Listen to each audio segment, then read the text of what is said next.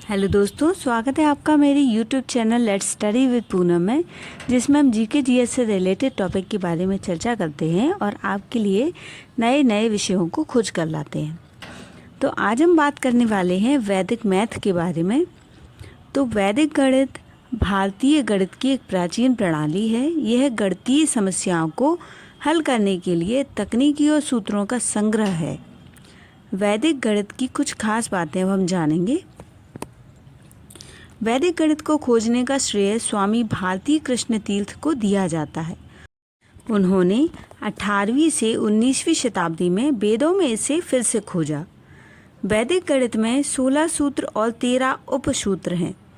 संस्कृत में सूत्र का अर्थ है ज्ञान का धागा। वैदिक गणित के सूत्रों का इस्तेमाल अंकगणित, ज्यामितीय, बीजगणित, शंकु, कलन से जुड़ी समस्याओं को हल करने के लिए किया जा सकता है। वैदिक गणित से छात्रों और गणित का अभ्यास करने वालों लोगों को कई फायदे होते हैं, जैसे कि समय बचना, एकाग्रता बढ़ना, दिमागी शक्ति बढ़ना और याद रखने में आसानी। वैदिक गणित पारंपरिक गणित से अलग है। यह सुसंगत है और समस्याओं को हल करने के लिए सुसंगतता की अपनी विशेषता का इस्तेमाल करता है।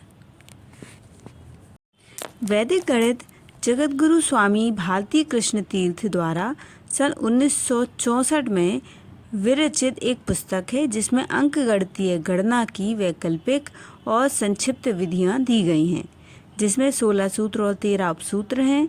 और वैदिक गणित गणना की ऐसी पद्धति है जिससे सरल अंकगणितीय गणनाएं अत्यंत ही सरल, सहज और त्वरित संभव हो जाती हैं।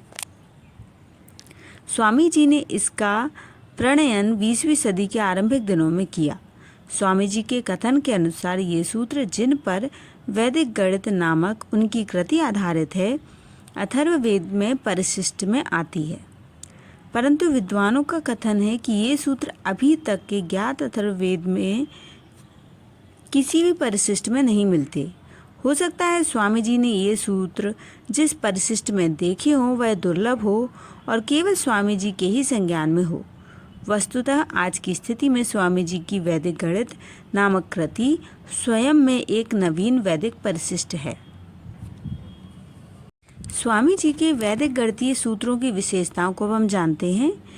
ये सूत्र बहुत आसानी से समझ में आ जाते हैं और उनका अनुप्रयोग सरल है। आसानी से याद भी हो जाते हैं। सारी प्रक्रिया मौखिक हो जाती है। ये सूत्र गणित की सभी शाखाओं के सभी अध्यायों में सभी विभागों में लागू होते हैं। शुद्ध अथवा प्रयुक्त गणित में ऐसा कोई भी भाग नहीं जिसमें उनका प्रयोग ना हो। अंक गणित, बीज गणित, रेखा गणित, समतल और गोलीय त्रिकोणमितीय, समतल और घन ज्यामिति, ज्योतिष विज्ञान, समाकलन, अवकलन आदि सभी क्षेत्रों में वैदिक सूत्रों का अनुप्रयोग समान रूप से किया जा सकता है। वास्तव में स्वामी जी ने इन विषयों पर 16 कृतियों की एक ऐसी श्रृंखला का सृजन किया है जिसमें वैदिक सूत्रों की विस्तृत व्याख्या थी। दुर्भाग्य से 16 कृतियां प्रकाशित होने से पूर्व ही काल कलवित हो गईं और स्वामी जी ब्रह्मलीन हो गए। कई पीढ़ियों की प्रक्रिया वाले जटिल गणितीय प्रश्नों को हल करने में प्रचलित विधियों की तुलना में वैदिक गणित विधियां काफ़ी कम समय लेती हैं। छोटी उम्र के बच्चों को भी सूत्रों की सहायता से प्रश्नों को मौखिक रूप से हल कर उत्तर सिखाया जा सकता है। वैदिक गणित का संपूर्ण पाठ्यक्रम प्रचलित गणितीय पाठ्यक्रम की तुलना में काफ़ी कम समय में पूर्ण किया जा सकता है।